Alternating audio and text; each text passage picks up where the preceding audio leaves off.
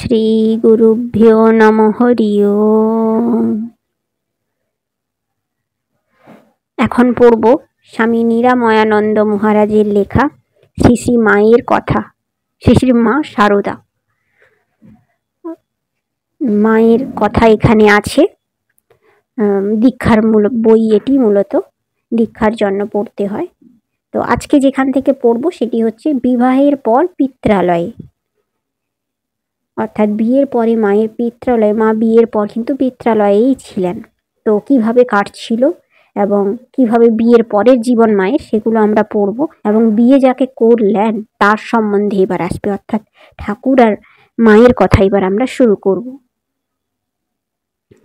যাহার সহচর্যে আসিয়া যাহার জীবন সঙ্গিনী হইয়া আমাদের সারদার এইরূপ রূপান্তর হইল, তিনি কে? অর্থাৎ মা যে দেবীত্বে আস্তে আস্তে উপনীত হলেন, মায়ের মধ্যে যে প্রকৃত দেবীত্ব আছে সেটা কিন্তু ঠাকুরের সংস্পর্শে এসে। তো কে এই ঠাকুর, তার সম্বন্ধে এবার আমরা একটু জানবো। এর আগের দিন আমরা জেনেইছিলাম মা কিন্তু পড়াশুনোয় খুব আগ্রহী ছিল, কিন্তু তখনকার সময় তো মেয়েদের পড়াশুনো করানো হতো না, তাই মায়ের সেরকমভাবে পড়াশুনো করে ওঠা হয়নি। তো সেক্ষেত্রে ঠাকুরের সংস্পর্শে এসে উনি সঠিক শিক্ষায় ও আধ্যাত্মিক ও লৌকিক জগতের সাথে এবার পরিচিত হলেন এবং সঠিক শিক্ষায় শিক্ষিত হলেন।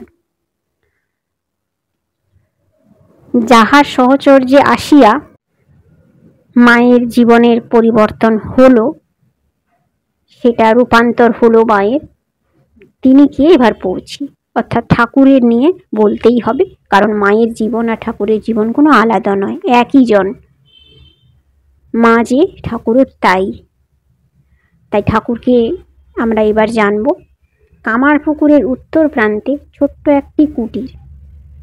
কামারপুকুরে উত্তর প্রান্তে একটি ছোট্ট কুটিরে, তাহাতে অতি দরিদ্র এক ব্রাহ্মণ পরিবারের বাস। সেই কুটিরে এক দরিদ্র ব্রাহ্মণ পরিবারের বাস। ক্ষুদিরাম চট্টোপাধ্যায়, অর্থাৎ ঠাকুরের বাবা হচ্ছেন, অর্থাৎ আমাদের ঠাকুরদা হচ্ছেন ক্ষুদিরাম চট্টোপাধ্যায়। তেজস্বী, সত্যবাদী, দেবদ্বিজে ভক্তপরায়ণ। এই ক্ষুদিরাম চট্টোপাধ্যায় অর্থাৎ আমাদের ঠাকুরদার সম্বন্ধে বলা হচ্ছে, তিনি খুব তেজস্বী অর্থাৎ বুদ্ধিমান, খুব সত্যি কথা বলেন, আর দেবতা ব্রাহ্মণ এইসবে খুব ভক্তি রাখেন।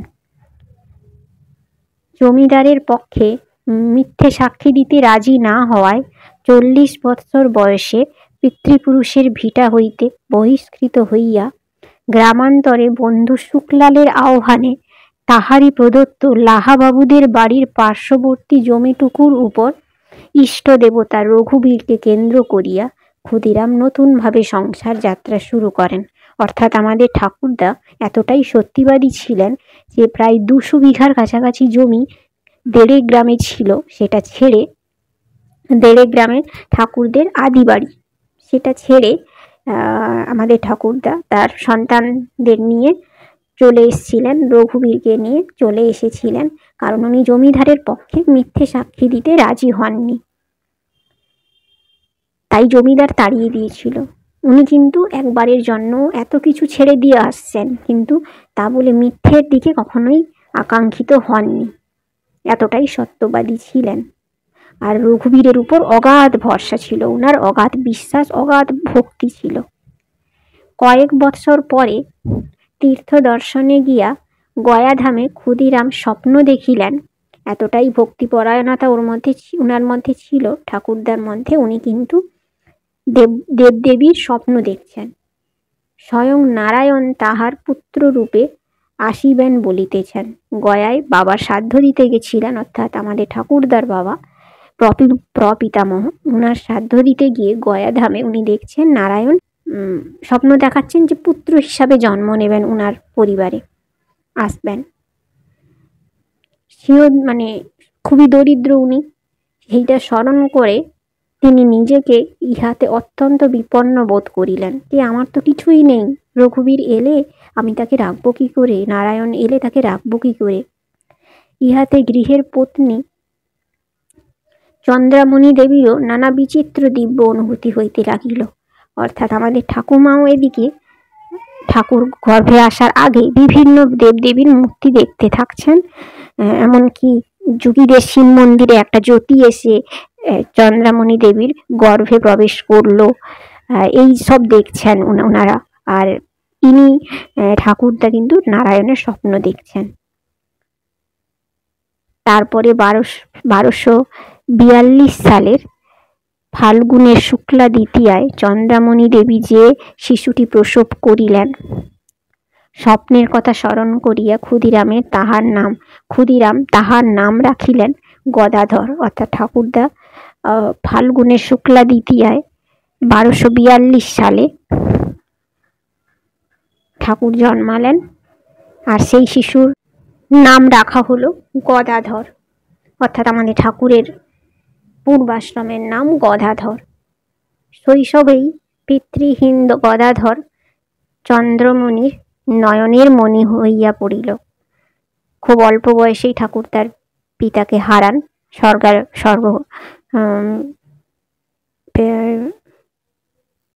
তারপরের থেকেই কিন্তু ওনার মা আরো বেশি ভালোবাসতেন। নারায়ণের আশীর্বাদে জন্মেছে, তো নারায়ণের স্বপ্ন দেখে উনি পেয়েছেন।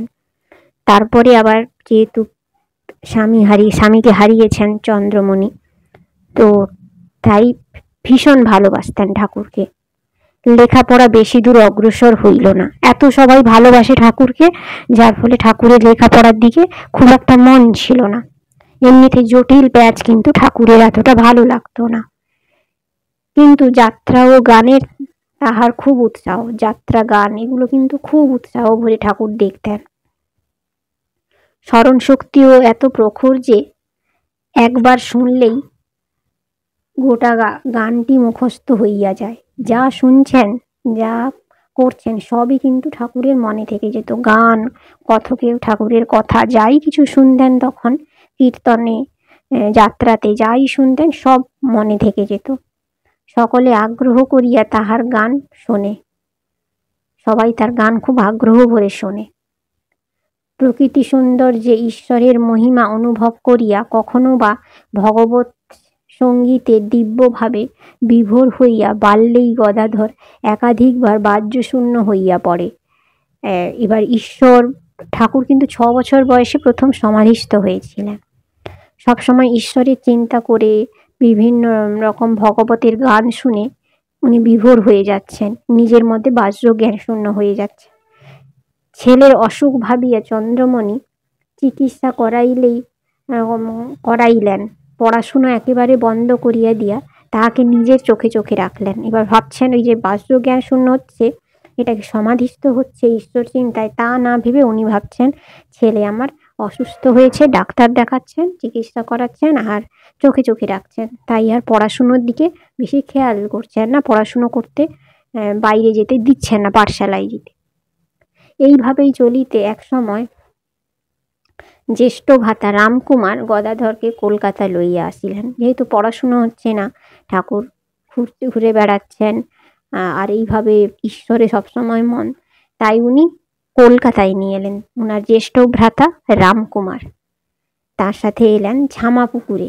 তাহার টোলে কাজকর্মে সাহায্যের সঙ্গে সঙ্গে একটু লেখাপড়া ও যজন শিখিয়া যাহাতে সে জীবিকা অর্জনের উপযুক্ত হয়। অর্থাৎ কিছু তো করতে হবে, বয়স হওয়ার সাথে সাথে, বয়স বাড়ার সাথে সাথে, তাই উনি নিয়ে এলেন কলকাতায়। ওনার একটা টোল ছিল, সেখানে কাজকর্ম করবেন, এমনকি সেখানে একটু পড়বেন আর যজমানি করবেন।